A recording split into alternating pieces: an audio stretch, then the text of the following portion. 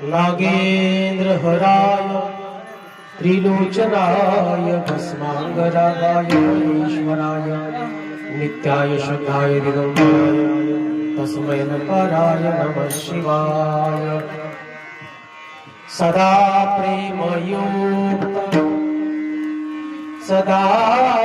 प्रेमयुक्त जपा शिवराम सकळ हे काम टाकून या तयाचे संचित जातसे जडोनी नासिकिया नाम प्रारब्ध तो त्यांचे सरतसे भोगे मग शिवचितो शिवदास म्हणे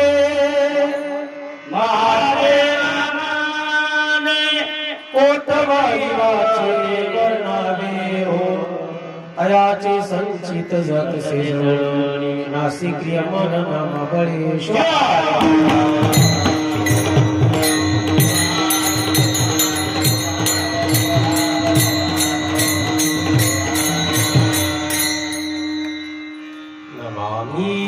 शमीशा निर्वाण रूप विभूम्यात्मकं ब्रह्मवेद स्वरूप निजं निर्गुणं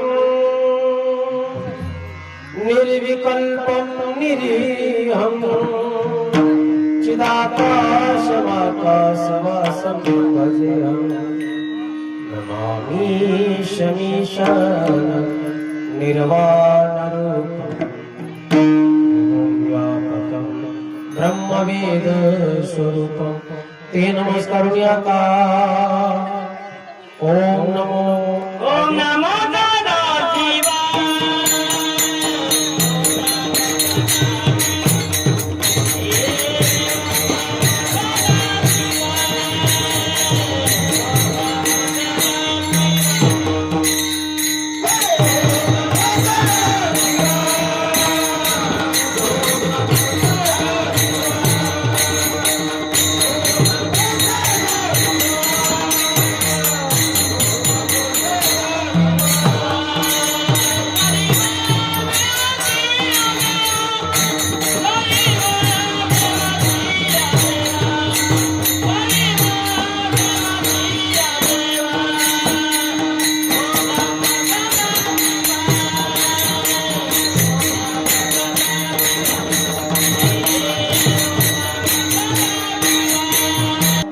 गुरु ब्रह्मा गुरु महेश्वरा गुरु साक्षात परब्रह्म तस्मै श्री गुरुदेव नमः। शिवहार शिवहार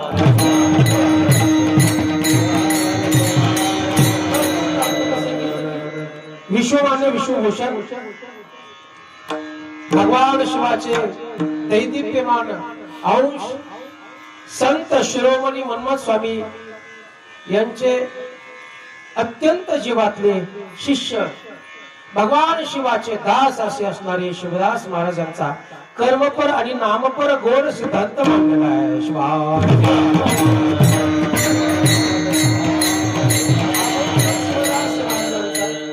अत्यंत गोड वर्णन केले आणि शिवपाठातील अत्यंत देखणा अभंग आहे। बाकीचे अभंग कोणाला पाठ असतील नसतील पण इतका गोड अभंग आहे। या अभंगाची पार्श्वभूमी बघितली आपण तर हा अभंग नामपर प्रकरणात येतो, प्रार्थपर प्रकरणात येतो आणि कर्म सिद्धांतपर प्रकरणात येतो। अशा तिन्ही प्रकारचा हा अभंग आहे। उलटा सोडवा सरळ सोडवा सगळ्यांच्या पाठातील आहे मी सोडून म्हणून या ठिकाणी उपस्थित सर्व मायबापांच्या चरणी आबालवृद्ध वयोवृद्ध गुणवृद्ध गुणवान शीलवान चारित्र्य संपन्न सर्व मायबापाच्या चरणी माझा साष्टांग प्रणपात करतो। स्वाभिमान वाटायचा आणि त्या आनंदातच आपल्या नंतर पुढच्या पिढीने कव्हायला पण सार्थक केलं त्याचा एक आनंद वाटायचा। आणि आज आपण सगळे त्यांच्या आशीर्वादाने त्यांच्या कृपेने आपण जिथली तिथं आपण सगळे आपापल्या संसारात सुखी आहोत। आलोत आपण सगळे या ठिकाणी कशासाठी आलो की नानांच्या आत्म्याला भावपूर्ण श्रद्धांजली आदरांजली वाहण्यासाठी आपण सगळे उपस्थित आहेत। आता कोणी नाही म्हटलं की मला काम आहे, उद्या येईल, परवा येईल, तेरवा येईल, 8 दिवसांनी सुट्टी दिवशी येईल, असं नाही कोणी म्हणणार का? ज्याच्यासाठी आपण इतक्या दूरवरून या ठिकाणी उपस्थित आहेत ते नानाच हे आमचं सुख, आमचं वैभव पाहायला नाही आहे ना। कर्माचा सिद्धांत कसा असतो बघा, कोटी काही एक आहे, एक नाही। ज्यावेळेस नानांना वेळ होता त्यावेळेस आपल्याला वेळ नव्हती, आज आपल्याला वेळ आहे भरपूर। आज नानाने भेटावं, बोलावं, पण आज नाना या जगात नाही, आदर्शूरपणे असतील। आणि मग आज त्यांना येण्याचं एकमेव कारण आहे की त्यांच्या आत्म्याला आदरांजली वाहावं। आणि म्हणून एवढ्या देखण्या परिवारातून अचानकपणे त्यांना जावं लागलं। कर्माचा सिद्धांत आहे, आएगा सो जाएगा, आल्यानंतर जावंच लागणार कर्म सिद्धांत आहे। पण एक लक्षात घ्या, ज्या व्यक्तीने आपल्यावर जीवापाड प्रेम केले त्याबद्दल स्नेह दुःख हे अत्यंत वाटणारच महाराज। जे प्रेमळ व्यक्ती असतात त्यांच्याबद्दल तर जास्त दुःख वाटतं, कारण ती व्यक्ती हवीशी वाटते। पण भगवान परमात्म्याने सगळ्या गोष्टी त्याच्याकडे ठेवल्या, आपल्याकडे काही गोष्टी दिल्या, पण त्यावेळेस त्याची किंमत आपल्याला कळत नाही। म्हणून या ठिकाणी आज उत्तम नाना यांना आपण भावपूर्ण आदरांजली, श्रद्धांजली आणि एवढ्या देखण्या परिवारातून 1 वर्ष त्यांना इथून देव आज्ञा झाली, भगवान परमात्म्याशी एकरूप झालेत। आज आपण त्यांच्या उपकाराचा, प्रेमाचा उजळा म्हणून कीर्तन शिवार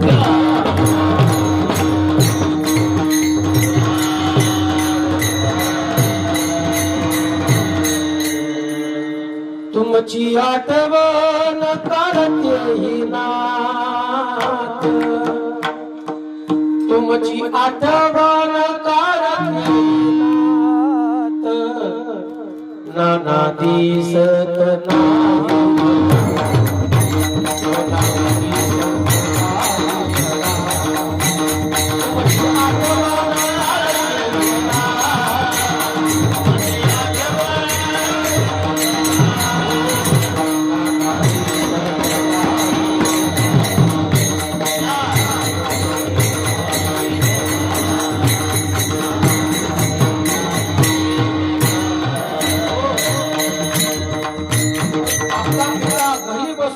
जागेवर जरी बसला तरी एवढी पोकळी निर्माण होत नाही, अचानकपणे गेल्यानंतर जास्त मुलीवर पोकळी निर्माण होते। कारण मुलीचं सुख दुःख समजून घेणारा या जगात बापच आहे, दुसरं नाही कोणी समजून घेणार। समजून सांगेल, आधार देईल, म्हणून सर्वश्रेष्ठ बाप आहे। फक्त एक आहे, बापाचं कर्तृत्व हे दिसत नाही, ते जगमान्य नाही। आईचं दिसतं पण बापाचं कर्तृत्व दिसत नाही। आणि अशा पित्याच्या नंतर एक लक्षात घ्या, जोपर्यंत स्त्रीचे आई वडील, माऊलीचे आई वडील आहेत तोपर्यंत तिला माहेर सोन्यापेक्षा पिवळं आहे। कधी या, कारण माहेरातलं प्रेम हे स्वतंत्र आहे, माहेरातलं प्रेम निष्कलंक आहे।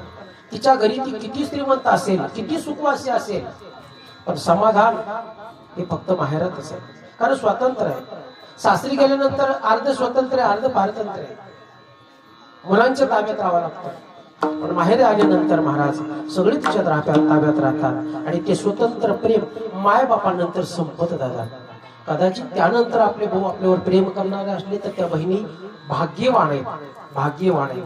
पण कदाचित असं फक्त कुठं तरी आहे, सगळीकडे नाही। आपण पाहतो, दररोज टीव्ही बातम्या पाहतो महाराज, पण माय बापाच्या माग जर आपला भाऊ इतका प्रेम करतोय तरी सुद्धा ते माहेर त्याला सोन्यासारखंच आहे। शिवाय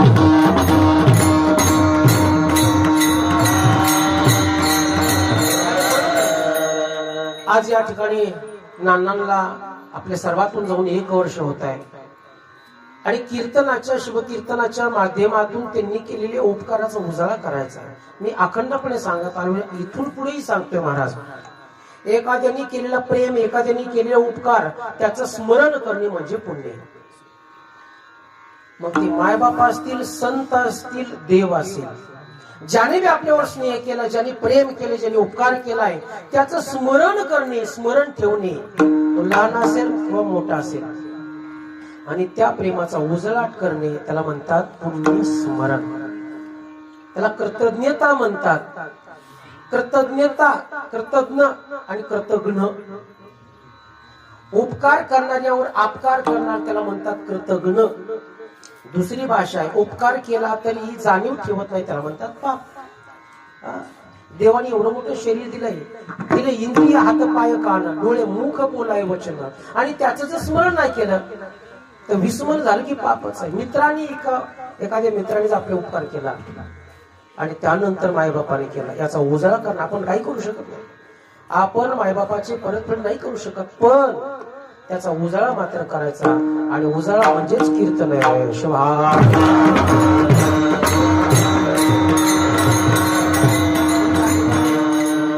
उपस्थित या कीर्तनाला असणारे आमचे प्रकाश नाना, टुकू नाना उपस्थित आहेत. आमचे महाराष्ट्रामध्ये खालच्या स्वरातल्या वरच्या स्वरात ज्यांनी हवा केली उत्तर महाराष्ट्रात, पूर्व महाराष्ट्रामध्ये आमचे सिद्धलिंग महाराज तळेकर तेही उपस्थिती या ठिकाणी. ते असल्यावर शिव कीर्तन होतं, न तर आम्ही हरि कीर्तन करत असतो. पण ते असले का आहेत का महाराज, आहेत का, मग कोणी असे करतो. उपस्थित आमचे शिवार महाराज उपस्थित आहेत, आमचे शुकुमार महाराज उपस्थित आहेत, आमचे कटके महाराज या ठिकाणी इतक्या दुरून आलेत, आमचे मामा या ठिकाणी उपस्थित, आमचे पांडुरंग महाराज उपस्थित आहेत, आमचे वैजनाथ महाराज आहेत, आधी करून मृदंगाचार्य प्रवीण महाराज वाघ म्हणून तर ते असं आहे. हा, नावातच वाघ आहे. वाघ म्हणजे काय थांबत नाही का जायला, घोड्यापेक्षा पुढे. खूप छान तयारी. ते उपस्थित आहेत. शिवचंद्र महाराज आहेत, ऋषिकेश महाराज उपस्थित, सगळे माझ्यावर प्रेम करणारे किंवा नानावर जीवापाड प्रेम करणारे, त्यांचे जावाई असतील, त्यांचे मित्र असतील, पाहुणे असतील, सगळ्यांच्या चरणावर नतमस्तक.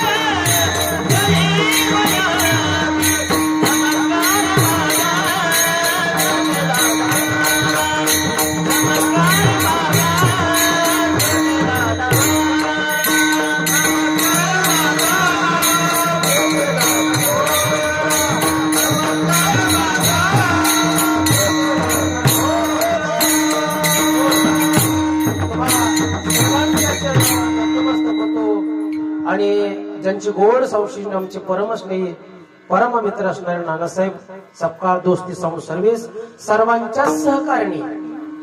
कारण आपण 1 तास चिंतन मांडणार आहोत. अभंग कर्मपर आहे, नामपर आहे. या ठिकाणी अभंगाचा सरळ जर आपण साधा अर्थ घेतला, वाचार्थ घेतला तर सदा प्रेमयुक्त जपा शिवनाम सकळ हे काम टाकूया. सतत आपण त्या ठिकाणी भगवान परमात्म्याचं चिंतन करा आणि घरादारातली सगळी कामं सोडा आणि मंदिरात जाऊन बसा. काय का नाही, असं याचा अर्थ आहे का? नाही. लक्षार्थ वेगळा असतो, गर्भार्थ अर्थ वेगळा असतो आणि वाच्यार्थ वेगळा असतो. वाच्यार्थ वेगळा आहे, लक्षार्थ वेगळा आहे. मुलीला पाहुणे येणार होते, आईने सांगितलं तुला पाहुणे येणार आहेत, सगळा स्वयंपाक झालाय, फक्त एक पापड राहिले, तेवढे पापड घे, भाजीत बस, तोपर्यंत पाहुणे येतील. ती म्हणली ठीक आहे. पापडाचा डबा घेतला, घराच्याच मागे मेथीचा वाफा बसला होता, त्यात जाऊन मांडी घालून बसली. पाहुणे आले, आईनीच पाणी दिलं, इकडं तिकडं बघितलं. दिदे कुठे? अगं आई तूच नाही का म्हटली, पापड घेऊन भाजीत बस. हा पण लवकर ये की. म्हणजे कसं येऊ, भाजीत बसले ना मी, खिडकीतून बघितलं तर मांडी घालून बसले. लक्षार्थ वेगळा, वाचार्थ वेगळा. म्हणजे मूळ गेले पाहुणे निघून, कारण लक्षार्थ वाचार्थ कळला नाही. परत 2-3 दिवसांनी दुसरे पाहुणे येऊ शकते. म्हणजे तिथे आता पाहुणे लांबचे येणार, घर व्यवस्थित स्वच्छ कर, जर वरच्या मार्गीवरच व्यवस्थित स्वच्छ कर, केर कचरा व्यवस्थित बघ, पण पाहुणे बघून टाक. म्हणजे हाय आहे सगळा केर कचरा एका पाठी टोपल्यात घेतला 10 वर्षाचा. नेमकं पाहुणे आले आणि पाय धुवा लागले, धडा. अगं तुला काय अकल वगैरे आहे का नाही? अगं आई तू सांगितलं ना पाहुणे बघून कचरा टाक. त्याला म्हणतात लक्षार्थ नाही कळला, वाचार्थ कळला. तसा अभंगाचा लक्षार्थ वेगळा आणि वाचार्थ वेगळा. चला, सतत भजन करणे, सतत चिंतन करणे म्हणजे काय? तुम्ही आता सुद्धा सतत भजन चिंतन करतात, पण तुम्हाला त्याचं विस्मरण झालंय. का विस्मरण झाले माहितीच नाही ना. आपण अखंडितपणे रात्रंदिवस भजन करतो, किंवा त्याचं नाम घेतो हे आपल्याला माहितीच नाही. त्याचं कारण आहे का, ज्यावेळेस आपला जन्म होतो त्यावेळेस आपल्या श्वासामध्ये भगवान शिव परमात्मा असतो. आणि नुसते भगवान परमात्मा एकटे येत नाही, तर शक्तीला सोबत घेऊन येतात. आणि मग आपल्या शरीरामध्ये स्थित प्रज्ञ अवस्थेत शक्ती असते, परांबा जगदंबा भवानी. आणि श्वासामध्ये भगवान शिव असतात. जोपर्यंत श्वासामध्ये भगवान परमात्मा आहे तोपर्यंत आपण कसली चिंता करायची नाही, टेन्शन कसलं टेन्शन घ्यायचं नाही. पण ज्या दिवशी भगवान परमात्म्याला कळेल की बाळ झाला आता याच्या शरीरामध्ये, आता आपला आपण मूळ स्थानी जावा, ज्या दिवशी भगवान परमात्मा आपल्या शरीरातून श्वासातून निघून जातो, शिव परमात्मा निघून गेला की त्या शरीराला शव म्हणतात. काय खायची नाही शव, का शिव निघून गेला. जोपर्यंत शिव आहे त्यावेळेस त्या शरीराला अनेक नावं असतील, ऐका नाही, अनेक प्रकारचे नावं असतील, उमा अंबिका भवानी, अनेक प्रकारचे नावं असतील. पण ज्यावेळेस भगवान परमात्मा शिव निघून जातो त्यावेळेस त्याला एकच नाव आहे, शव प्रेत बॉडी. का शिव परमात्मा गेला. मग रात्रंदिवस आपण नाही नाव घेत, तो आपलं नाव घेतोय म्हणून आपण टिकलो. मग तो रात्रंदिवस श्वासाच बसलाय, प्रत्येक श्वासागणित तो या ठिकाणी आपलं संरक्षण करतोय. मग तो जर आपलं रक्षण करतोय, मग आपण थोडेफार कधीतरी, ऐका नाही, कधीतरी नाही का भजन करावं, सदा प्रेमयुक्त तो आपलं करतोय. पण आपण कधीतरी प्रेमाने जपा शिवनाम, तो आपला जपतोय म्हणून आपण त्याला जपायचं. बरं चला, सकळ हे काम टाकून या. काम म्हणजे कर्म नाही, काम म्हणजे काम, क्रोध, मत, मत्सर, दंभ, अहंकार, हे जे 6 षडरूप आहेत, त्यापैकी बाकीचे षडरूप आहेत, बाकीचे धोके आहेत, बाकीचे जे काय आपल्या शरीरामध्ये जी व्याधी आहे किंवा 6 हे व्यसनच धरून चला. पण बाकीचे 5 आहेत ना, ते कधी कधी ज्ञानाने साधनेने कमी होतात. पण काम रूपी मदन रूपी जी वासना निर्माण झाली ती कशानेच जात नाही, ती जळती शिवनामानेच. म्हणून इथं सांगितले की सकळ काम टाकून या. बर, प्रत्येक आपल्या शरीरामध्ये शुगर असते ना, म्हणजे साखर दिसत नाही पण असते. जोपर्यंत माणूस चांगला आहे समजायचं याच्यात शुगर आहे पण मर्यादित आहे. आणि त्रास होऊ लागला, चक्कर आली की डॉक्टर सांगतात की शुगर वाढली. शुगर वाढली म्हणजे काय झालं, जी मर्यादित होती ती अमर्यादित झाली, अमर्यादित झाली की धोका आहे. तसं शरीरामध्ये हे जे षडरूप आहेत जेवढे मर्यादित आहेत आपल्या, तोपर्यंत ते चांगले. बरं, तुम्हाला स्पर्धा नसेल तर तुम्ही संसारही चांगला करू शकत नाही, ऐका नाही. क्रोध येणं गरजेचं आहे, कधी कधी क्रोध येणं गरजेचं आहे. ज्या वेळेस आपल्या कुटुंबाकडे कोणी गुंड प्रवृत्तीचा, आसुरी प्रवृत्तीचा क्रूर व्यक्ती त्याने जर वाईट नजर टाकली किंवा त्रास देत असेल तर कधीतरी त्याच्यावर क्रोध करणं गरजेचं आहे. तिथं आपण भजन करीत बसलं तर चालेल का, त्याला प्रत्युत्तर द्यावं लागेल ना. पुढचा माणूस युद्धाला आलाय आणि त्याला जर आपण म्हटलं की नाही मला जरा थोडेसे भजन कीर्तन करायचे, मग भजन कीर्तन झाले बघू आपण, चालणार नाही ना, ऐका नाही. तारों के तेजों में चांद छुपे नहीं, सूर्य छुपे नहीं, बादल छुपे नहीं, लाता छुपे नहीं, मांगना चंचल नारी के नहीं छुपे नहीं. जसे की हजारो तारे आहेत पण चंद्र कधी लपत नाही. किती ढग आले, किती आबाळ आलं म्हणजे सूर्य लपत नाही. आणि तसं रेड पडे तर रजपूत छुपे नाही. रजपूत याचा अर्थ क्षत्रिय. रेड म्हणजे की पराचक्र किंवा युद्ध सुरू झालं की तो क्षत्रिय, तो पराक्रमी किंवा तो रजपूत असणारा तो लपून बसत नाही, रक्त खवळते एका क्षणामध्ये. तिथं क्रोध आलाच पाहिजे. आणि मग बाकीचे जे षडरूप आहेत ते आपण गोड बोलून कसं तरी कमी करू शकतो. पण कामरूपी किंवा वासनारूपी 5 प्रकारचे काम आहेत. एकच काम नाही, 5 प्रकारचे काम आहेत. आवडतं ते खाणं, ते कामरूप आहे. आवडतंय असेल आवडतंय, चुकीचं आवडतंय, ते कानातलं काम आहे. डोळ्यात असेलच पाहायला मिळतं किंवा पाहायला आवडतं, हे डोळ्यातलं काम आहे. एकच इंद्रियाचं काम संपणे म्हणजे ब्रह्मचर्य नाही, तर 5 इंद्रियातून जो नैष्टिक ब्रह्मचर्य असतो, 5 इंद्रियातून जो निरोध करतो, म्हणून तुम्हा सर्वांना माहिती आहे टेकडीवरचे बाबा सकाळी एक छोटासा पेला गोमूत्र प्यायची, एक छोटासा पेला या लिंबाचा रस पाल्याचा आणि एक छोटा पेला दूध प्यायचे. काय कमी होतं त्याला? लोकांनी सोनं खायला दिलं असतं ना, सोनं, पण आयुष्यभर एवढंच केलं. शिजलेलं अन्न तर आयुष्यभर खाल्लं नाही. मिळतं ना सगळं, पण नाही. कोण्या तरी रूपाने काम सिरेल आणि माझी साधना बंद होईल. म्हणून पाचही इंद्रियाद्वारे जो नैष्टिक आहे, जो त्याचा निरोध करतो, आपण एकच इंद्रियाद्वारे नैष्टिक करतो महाराज, 5 इंद्रियाद्वारे. आणि म्हणून सकळ हे काम टाकून द्या आणि मग माझ्याकडे या. चित्त शुद्ध निर्मळ अवस्थेत या. मग कधी या? कोणी आयुष्यभर येईल, कोणी क्षणभर येईल, कोणी 1 तास या, कसं या, पण ते काम टाकून या. शिवहार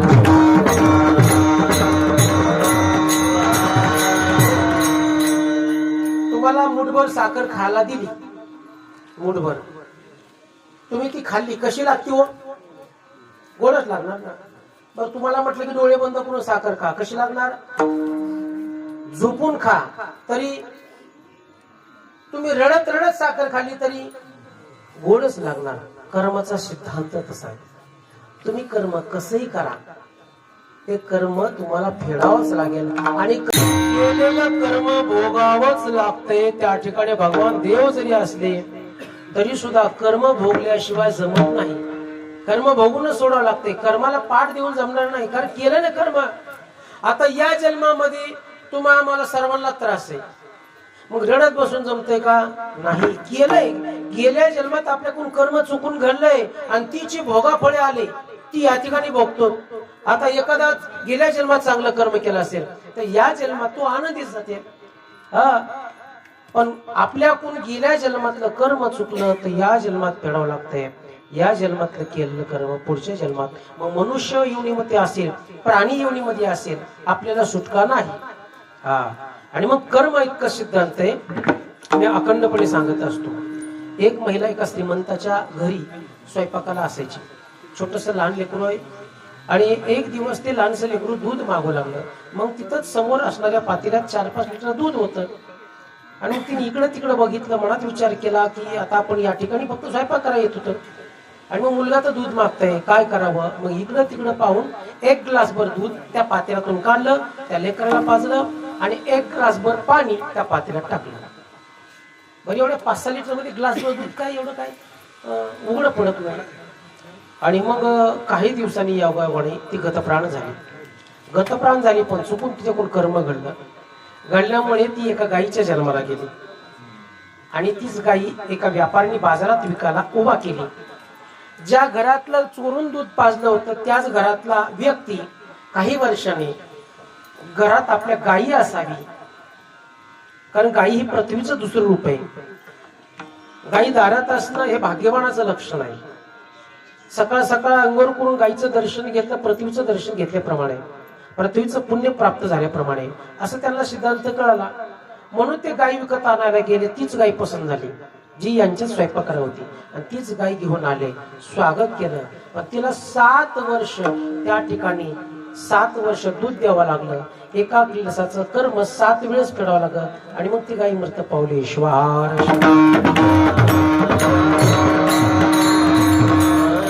आपण प्रत्येक क्षणाला चुकीचं कर्म करतो आणि तो मी नव्हेच. अहो, मी जर संकटात आहे, माझ्यावर दुःख आहे किंवा माझ्यावर खूप मोठं अडचण आहे, हे मी माझं कर्म केलेलं आहे. पण लोक आपण देवाला दोष देतो. देवाने काय केलंय? तुम्हाला तुमच्या पद्धतीने कर्म दिलेलं आहे, त्याच्यात कलियुगात तो हस्तक्षेप करीत नाही. कदाचित त्याचं खूपच पुण्य असेल किंवा खूपच चिंतनीय असेल तर हस्तक्षेप करतो, नाही तर तो आपल्याकडे दिलेला आहे महाराज. आपण जसं कर्म करतो तशीच पद्धतीने महाराज. बीज बोये बबूल का आम कहा से पाये.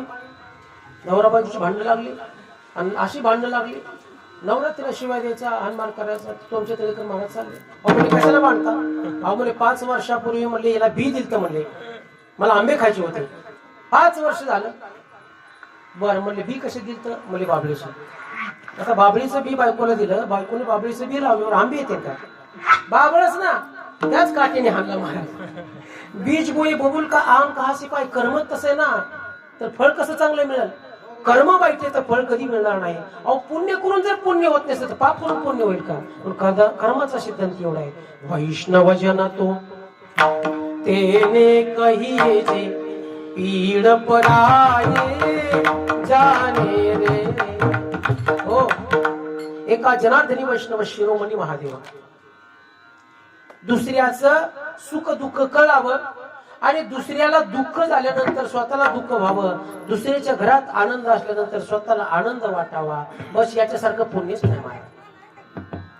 दुसऱ्याच्या दुःखाने आपण दुःखी होणार आणि दुसऱ्याच्या आनंदाने आपण आनंदी होणार, याच्यासारखं दुसरं कर्मच नाही महाराज. बाकीचा सिद्धांत कर्मकांड बघायची गरजच नाही.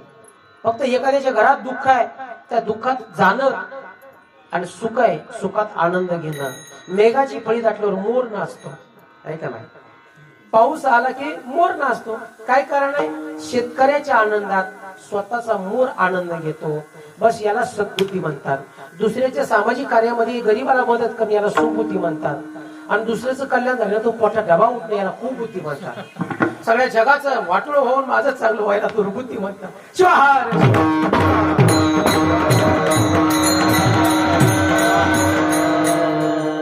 बुद्धीचे प्रकार आहेत. आपण समजून घ्यायचं, आपण समजून घ्यायचं स्वतःला, बर का कांबळे साहेब.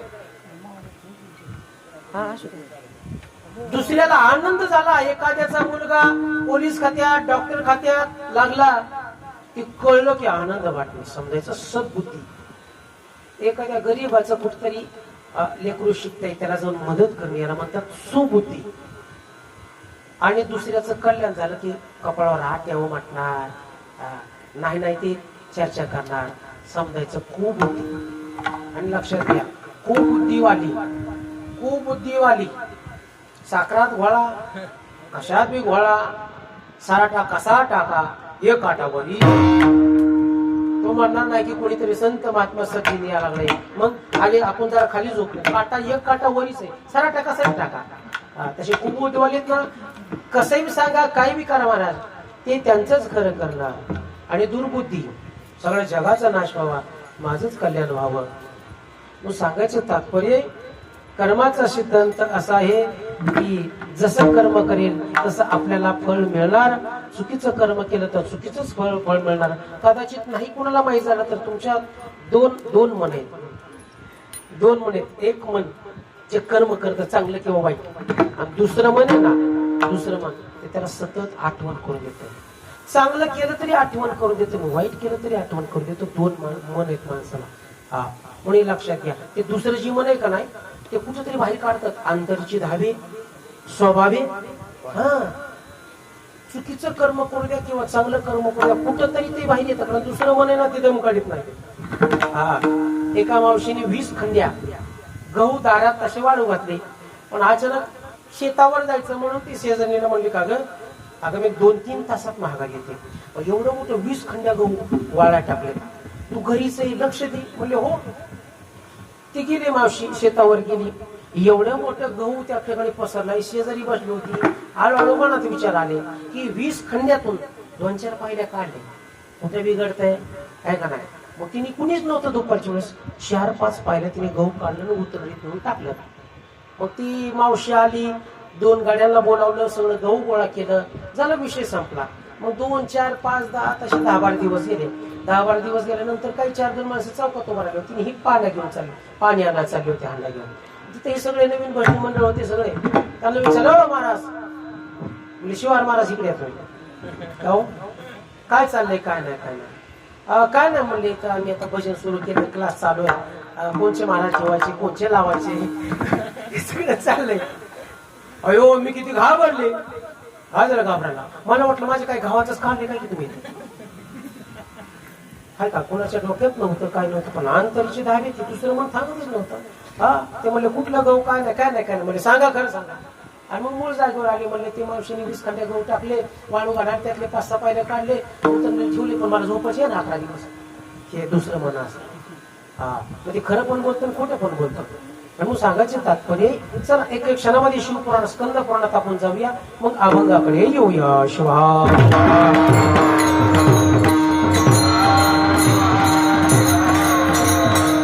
अभंग काही सुटणार नाही आपले 10 मिनिटात आपल्याला. आहे का जागेवर यायचं लय उशीर नाही करायचा तरी सगळे कामाची माणसं ऊन असं तर फक्त आहे आणि मला इथून फलटणच्या जवळ म्हणजे फलटणच्या पुढे जायचं तिथं रामकथा चालू आहे 3रा दिवस आहे पण कीर्तनाची तारीख 5-6 महिन्यापूर्वी निश्चित झाल्यामुळे एक 2 व्हीलर घेतली रात्री 9:30ला कथा संपली 9:15 पावणे 10ला निघालो 4 वाजता घरी आलो रस्त्यानेच आलो आता इथलं कथा कीर्तन करून परत काय मुलं जायचं 7 ते 9 कथा आहे सांगायचं तात्पर्य त्याच्यामुळे वेळेच्या पुढे जाणार नाही मी कंपनीत कुठे कामाला नाही पण मला माहिती की कंपनीत ओव्हर टाइम केल्यावर काहीतरी मिळतं पण इथं ओव्हर टाइम केल्यावर परत गावात तारीख नाही परिसरात तालुक्यात सुद्धा तारीख नाही मिळत मग वेळेचं भान वेळेत ज्याला वेळ करतो ना वेळ पण त्याला जाणतो मला चला ऐका स्कंद पुराणामध्ये तुम्ही ऐकलं असतील हजारो उदाहरण ऐकले असेल पहिलं चरण आपण या ठिकाणी सोडवणार भाष्कळ याचा अर्थ जर घेतला तर निरर्थक आणि भाष्कळ गावाच्या नगरामध्ये अशी व्यक्ती आहेत त्याला आसुराचं गाव म्हटलं तरी हरकत नाही त्या गावातली सगळी माणसं आपापल्या कामात व्यस्त असायची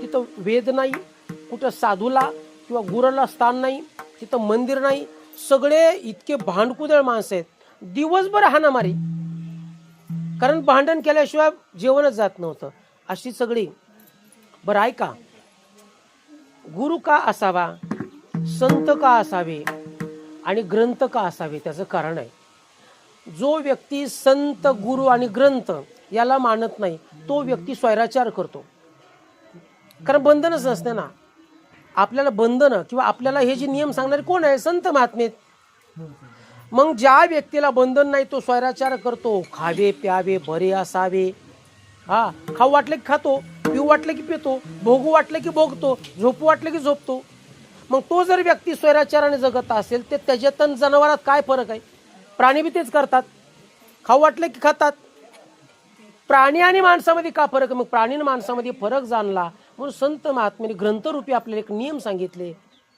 तुम्ही मानव आहात तुम्ही माणूस आहात तुम्हाला हे कर्म आहे आणि मग त्या पद्धतीने पण त्या गावामध्ये असलं काहीच नव्हतं कदाचित कुणी मागायला जरी आलं ना एखादा बेकारी तरी मारून लावायचे त्याच्यामुळे अतिथी त्या गावात जात नव्हता कारण गावाचं नावच भाष्कळ होतं सगळे आपापले कर्म करत होते आणि त्याच गावामध्ये एक कुटुंब आहे एक चंचुल आणि बिंदुक आहे दोन्ही कुटुंब आहेत आणि व्यक्ती इतके स्वैराचाराने वागत होते भोगवादी लोक होते जे बाहेर जे ते देशात चालते ना तेच त्या गावामध्ये चालत असल्यामुळे बस सगळे स्वैराचार करणारे त्यापैकी एक चांगल्या कुळातले होते 2 जण बिंदुक आणि चंचुला पती पत्नी पण तो बिंदुकला लहानपणापासूनच वाईट संगत लागली वाईट संगतीमुळे तो खाऊ नाही ती खाऊ लागला पिऊ नाही ती पिऊ लागला कसंही वारवू लागला भांडण करणे लोकांना त्रास देणे चुकीचं वागणे मग आईबापाला वाटलं की पोरग बिघडलंय मग एकदा तांदळाचा झटका टाकला की सुधरण ही लोकांची येडी कल्पना आहे मला लग्न झाले सुधारतात का शादी के लड्डू जो खाए वही पचताय जो न खाए वही पचताय ज्याचं झालं नाही त्याला वाटतं कधी होईल आणि ज्याचं झालं त्याला वाटतंय कुठून बुद्धी सुचली असलं मस्त खालतं महाराज ती आता काय काय अनवर्षी काय म्हणतात त्याला ते साजरी करतात पण ती आम्हाला ती आठवण आली की उगच ह्याच्यात अडकलो म्हणतो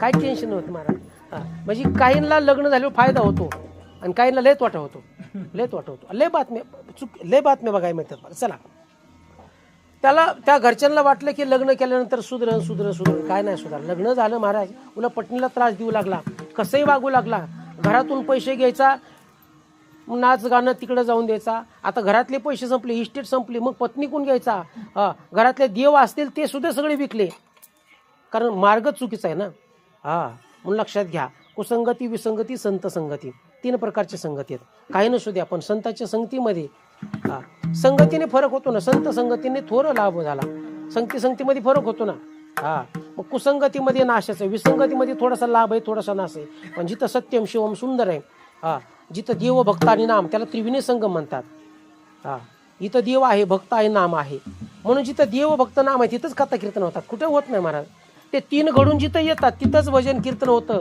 इथं देव भगवान परमात्मा आहे इथं भक्त आहे तिने इथं नाम चालू आहे देव भक्त आणि नाम त्याला त्रिविणी संगम म्हणतात गंगा जमुना सरस्वती तिन्हीचं संगम आहे तसं देव भक्त आणि नाम इथं संगम आहे तिथंच कीर्तन कथा होतात महाराज इथं आपण कीर्तनात आल्यावर जगाचं वाटोळं व्हावं म्हणून आपण विषय काढतो का नाही मग इथं जे आपल्या प्रारब्धात आहे किंवा इथं आपल्यात बदलच होणार आहे आपलं जीवन सुखमय, पावनमय, आनंदमय कसं होईल त्याची चर्चा होणार आहे ना, त्याला संघ म्हणता शिवाहार.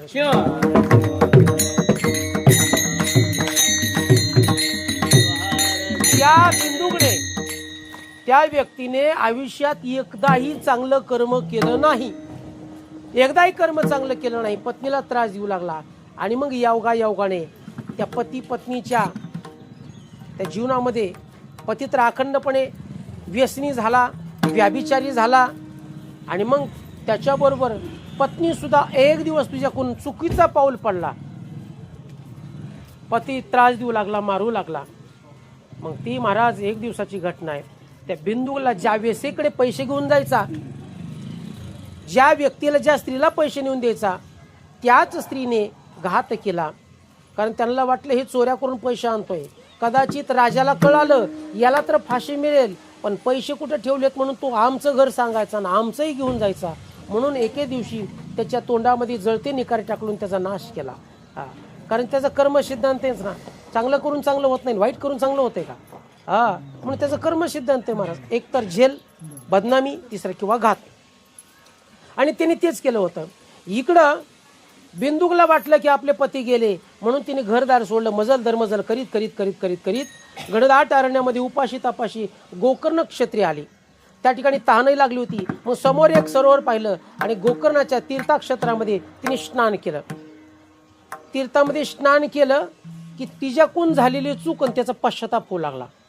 म्हणून तीर्थामध्ये का स्नान करायचं त्याचं कारण हीच आहे महाराज. तीर्थ वेगळं, क्षेत्र वेगळं. काही ठिकाणी तीर्थक्षेत्र एकत्रित असतात, काही ठिकाणी तीर्थ असते पण क्षेत्र नसतात. आणि मग तीर्थामध्ये गेल्यानंतर स्नान करावं, तीर्थाचं दर्शन घ्यावं.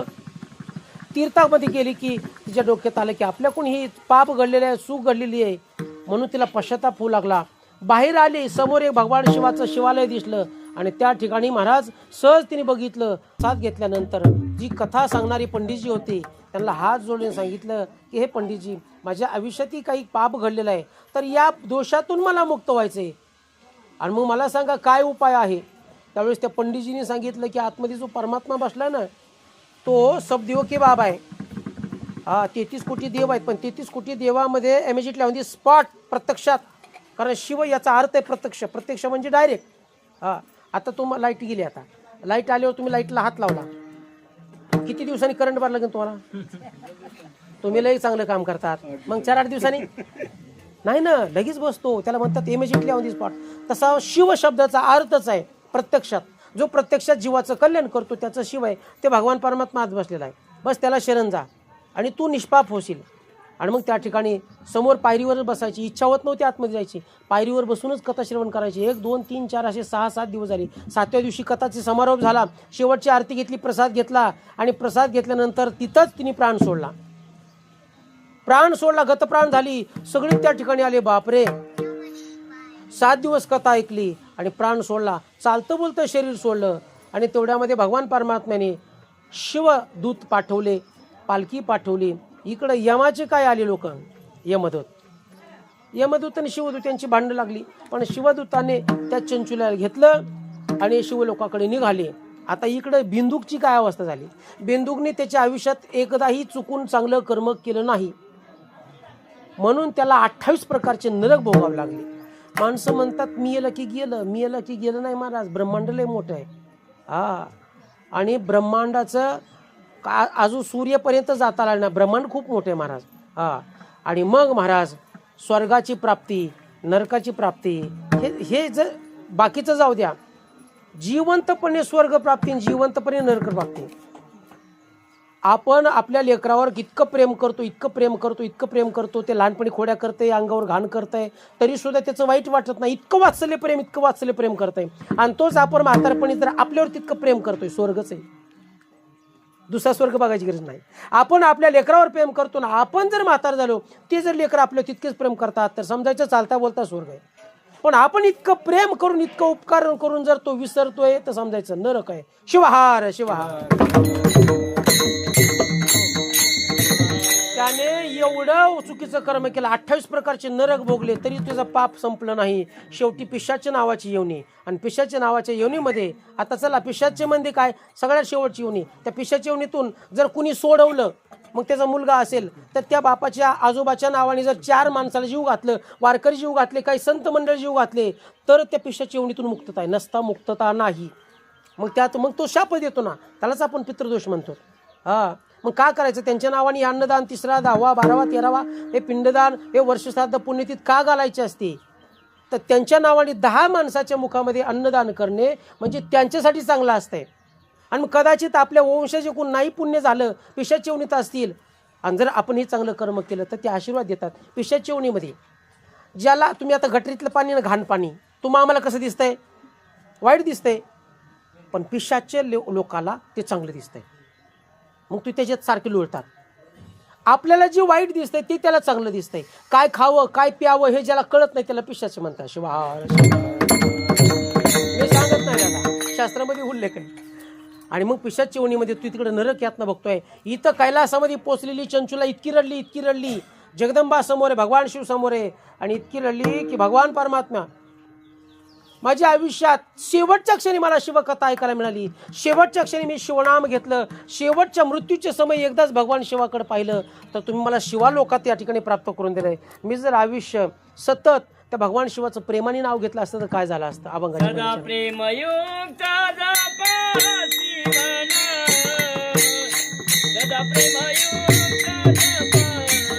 उद्धार झाला. आणि मग तिला पश्चाताप झाला की आयुष्यभर मी निरखता जगले, आयुष्यभर माझं आयुष्य असत गेलं, खाण्यापिण्यामध्ये आयुष्य गेलं, संसारातल्या सुख घेण्यामध्ये आयुष्य गेलं, पण कळलं नाही. पण शेवटच्या क्षणी का होईना पण भगवान परमात्म्याची कथा श्रवण करायला मिळाली, दर्शन घडलं. आणि एवढ्याचा जर एवढा भगवान परमात्मा फायदा करतो म्हणून शिव बोळा चक्रवर्ती त्याचे पाय माझे चित्ती. आणि मग प्रसन्न झाल्यानंतर सांगितलं काय पाहिजे तुला? आणि त्यावेळेस ती चंचूला काय म्हणती? काही नाही देवा, मला काहीच नको, फक्त माझे पती कसे ते एकदा पाहायचं आहे, कुठल्या अवस्थेत आहेत ते पाहायचं आहे, आणि जसा माझा उद्धार केला तसा त्यांचा उद्धार करायचा आहे. आणि मग जगदंबा तर जास्तच प्रसन्न झाली. आणि मग जगदंबेची सखी जी जय नावाची मैत्रीण आहे तर ही झाली चंचूला.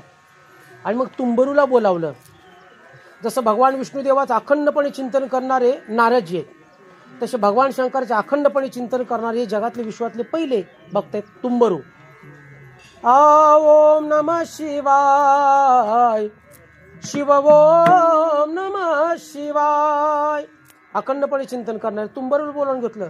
आणि सांगितलं जगदंबेनी, तुंबरू तू चंचुलो सोबत जा, हिचा पती विंध्याचल पर्वतावर पिशाची योनीमध्ये जगत आहे, तर त्याची भेट घडून द्या. आणि भगवान शिवाची परत कथा अमृत शिवामृत भगवान शिवाच्या मंदिरात ठेवा आणि त्याचा उद्धार करा. आणि मग ती चंचुला आणि तुंबरू सोबत गेले. विंध्याचल पर्वतावर दात सुळे निर्माण झालेत, अस्वलासारखे अंगावर केस आहेत, नकाच्या चुंबळी झाल्यात. आपल्या पतीला या अवस्थेत बघितल्यानंतर परत वाईट वाटलं, खूप रडू लागली चंचुला. जी आपल्या पतीला पतनापासून दूर करते तिला पत्नी म्हणतात, आणि आपल्या पतीला पतनात घालते तिलाही पत्नी म्हणतात. हा, 3 प्रकारचे, बायको, पत्नी आणि पतिव्रता 3 प्रकार आहेत. बायको कुणाला म्हणतात? नवऱ्याच्या अगोदर जेवण करून हे करते ती निवांत, त्याला बायको म्हणतात. नवऱ्याच्या ताटाला ताट लावून जेवते गोड बोलू करून, त्याला पत्नी म्हणतात. मालक जेवल्यावर तिला पतिव्रत म्हणतात. तसं चंचुलीला खूप वाईट वाटलं. पतिव्रतेप्रमाणे तिला वाटलं की आपल्याप्रमाणे आपल्या पतीचा उद्धार व्हावा, पण पतीची अवस्था बघितल्यानंतर वाईट वाटलं. आणि मग तुंबरून काही सेवकाला घेतलं, त्या बिंदूकला उचललं, झाडाला बांधलं. आणि मग त्या ठिकाणी शिवभजन, शिवपाठ, शिवकथा 7 दिवस केली. आणि 7 दिवसानंतर प्रसाद त्याला दिला, आरती त्याला दिली. आणि जसं वीज कडाडावी अशा आकाशात वीज कडाडली. आणि दैदिप्यमान एखाद्या गंधर्वासारखा तो पिशाच्या योनीतून असणारा बिंदू त्या ठिकाणी प्रगट झाला. शिवाहार. आणि मग जसा तो गंधर्वासारखा निर्माण झाला, ते सगळं दुःख दैन सगळं त्रास संपून गेला. पत्नीला त्या ठिकाणी गुरु मानून जसं काठी पडावी, धरणीवर काठी पडावी, असा तो त्या ठिकाणी बिंदू पत्नीच्या चरणावर पडला. खूप रडला. पत्नीने उठवलं, अहो मला नरकात घालू नका, मी तुमची पत्नी अर्धांगिनी आहे. पण त्यांनी सांगितलं, या पापातून तुला मला पापमुक्त करणारे तो आजपासून माझी गुरु आहे. म्हणून कधी कधी बायकोचं ऐकत चांगला असतंय, कधी कधी सारखं सारखं नाही. तुम्ही बी काय पदाचं डोक्यातलं सांगत नाही, स्कंद पुराणातली कथा. पत्नीने पतीचा उद्धार केला. पण पत्नी म्हणतात की आपला पती व्यसनी असेल तर त्या व्यसनीला सुद्धा निर्व्यसनी करती, म्हणजे पतनापासून बाहेर नेती, तिलाही पत्नी म्हणतात. आणि पतनाला दगालते, तिलाही बी पत्नी म्हणतात. पण इथं पतिव्रतेचे सगळे लक्षणं सांगितले. स्वतःचा उद्धार केला आणि माझ्यासारखंच माझ्या पतीलाही सुख मिळावं हे जिला वाटतं तिला पतिव्रत म्हणतात. शिवा की आयुष्यभर जर मी भगवान शिवाचं प्रेमाने नाव घेतलं असतं, सकळ हे काम टाकूया. आणि मग महाराज अंधार हा घालवा प्रकाश नवा, चराचरी उडाला चैतन्याची ज्योत शिवा, चराचरी उडाला चैतन्याची ज्योत शिवा, शिवा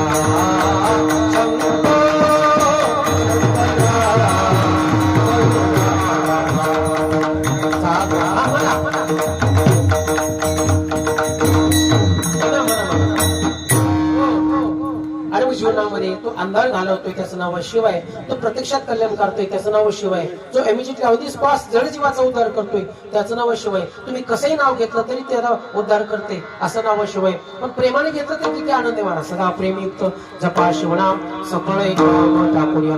शंकर उमा